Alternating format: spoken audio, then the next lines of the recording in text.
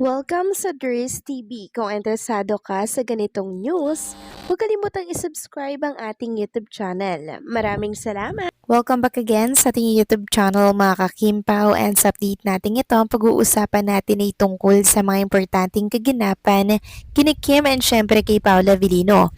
So ang pag-uusapan natin sa update na to ay ang tungkol nga po sa nagkaamin ng Kim and Paula Avellino dito po sa Sydney, Australia during performance po nila mga kakimpaw. Grabe, sobrang saya at sobrang nakakakilig po nito. Kaya naman tatalakayin natin ang mga kaganapan doon sa update na to, okay? Pero bago po ang lahat, maraming salamat sa inyong patuloy po na pag-support at pagsubaybay sa mga daily update natin. Kaya naman bilang pasasalamat, narito po ang isang napili kong komento patungkol ito sa naging previous update. Mula ito kay Ginang Bing Baros. Sabi niya, good PM sa ating lahat, ayan na ang ating paboritong Kim Pao. Dumadagong-dong na naman ang entablado. Sa totoo lang, pag si Kim Pao na ang nasa harapan namin, hindi kami mapakali sa tuwa namin. Grabe, salamat Kim Pao at pinasaya ninyo kami. Uuwi naman kaming masaya, hindi mahalaga yung bayad namin sa ticket kasi andyan yung idol namin. Wag muna kayong umuwi, Kim Pao. Maraming salamat po sa inyong komento, Ginang Bing Boras. Yes, hindi mo na uuwi si Kim and Paula Avellino.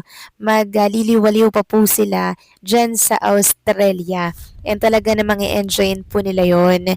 And alam nyo ba kanina, sobra talagang dumagong-dong ang venue po ng ASAP dyan sa Australia.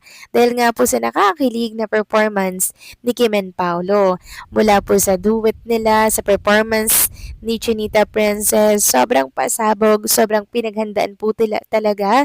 And talagang in-enjoy ito ng mga Kimpo fans na ando doon po sa venue, maging ang team online, sobrang kinilig din po mga kakimpaw, 'di ba? Saksi po tayo sa mga ginawa ni Kim and Paolo kanina at maya-maya lamang ay pag-uusapan natin yung pag-amin ni Kim and Paolo Avellino dito po sa Sydney. Grabe, no?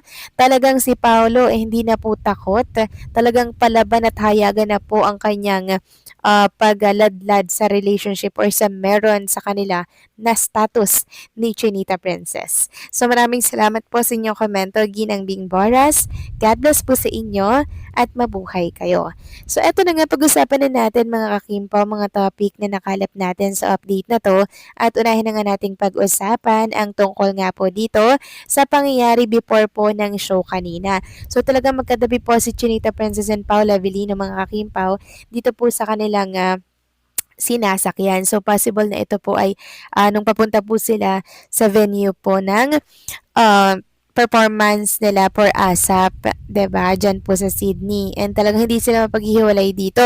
And tignan niyo naman po yung mga tao, mga kakimpo, talagang hindi rin po mahulugan ng karayom yung mga nagpunta dito po sa ASAP XP, no? So, bali dalawa po yung show nila doon, and unang show pa lang to mga kakimpaw, sobrang grabe, ang daming tao mga kakimpaw, hindi mahulugan ng karayong, punong-puno po yung venue, lalo na po nung kumanta si Kim and Paolo Avellino, grabe yung hiyawan, tilian, sigawan ng mga live audience po nila doon, grabe, sobrang saya po nila, and maging tayo, ramdam po natin yung kilig at tuwa nila mga kakimpaw. Hindi po importante yung ay mahal yung ticket kung sobra naman ang kasiyahang na ibibigay sa ating mga puso. Hindi po ba mga kakimpaw? Kaya naman lubos ang pasasalamat ng mga Kimpaw fans na talaga namang hindi po pinagkakaitan ng mga ayuda mula po sa Sydney.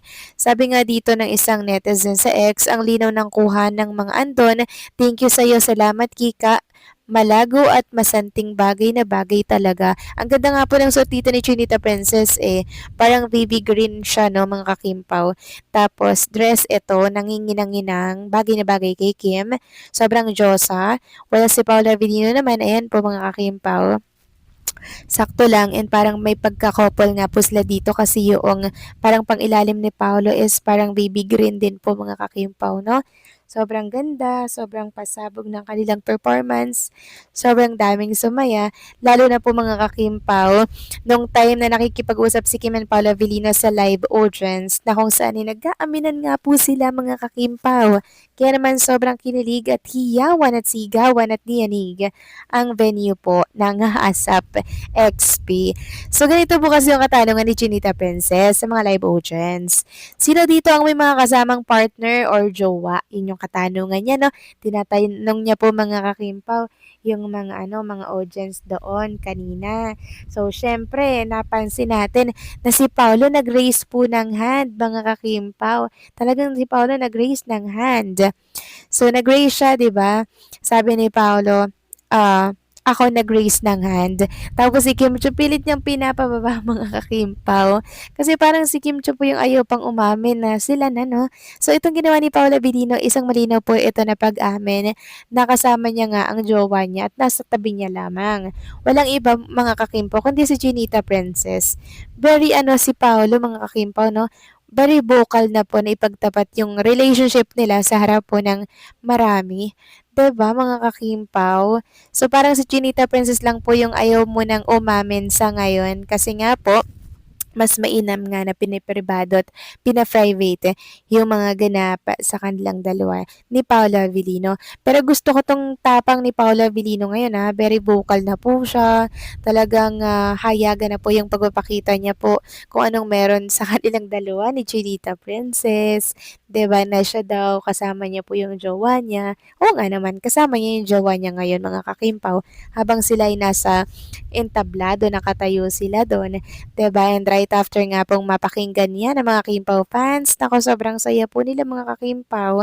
Like, oh my God, ano ba to? Totohanan na talaga to. Hindi na dilulo yung ating mga nasa isip, kundi tunay na talaga, 'di ba? Alam naman natin mga kakimpaw kasi kung ano yung real score nila, pero iba kasi yung pakiramdam pag mismong galing na sa bibig nila yung status na yun. Yun talaga yung pinakaantay natin.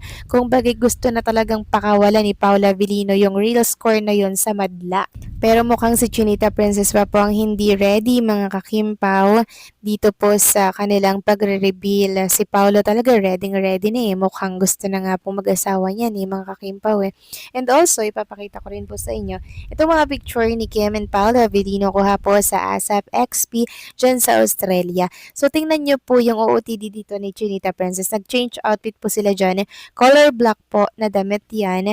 Tapos, same sila ni Paula Avellino and yung iba pang mga artistang kasama po dyan.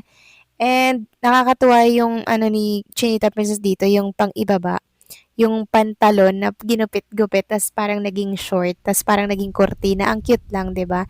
Super ganda, super bravo mga kakimpaw sa naging ganap nila dito sa ASAP Australia. Sobrang daming napakilig and sobrang daming natuwa no sa mga revelation and sa mga i-prepare na talaga namang production number ni Kim and Paolo. So salamat Kim and Paolo Avellino and magliwaliw nga muna kayo dyan, wag muna kayong umuwi.